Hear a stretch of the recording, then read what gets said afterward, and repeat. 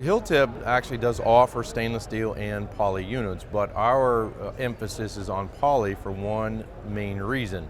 Our units are combination spreaders, which allow the use of both liquids and bulk materials.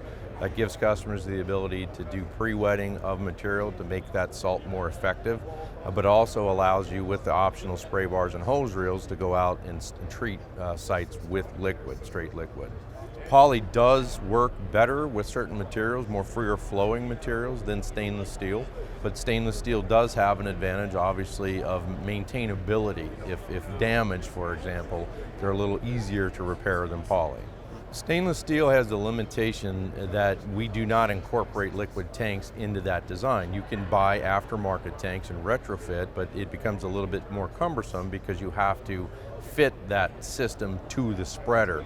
And then you're limited, quite frankly, by the size of those tanks as it relates to the design of the spreader.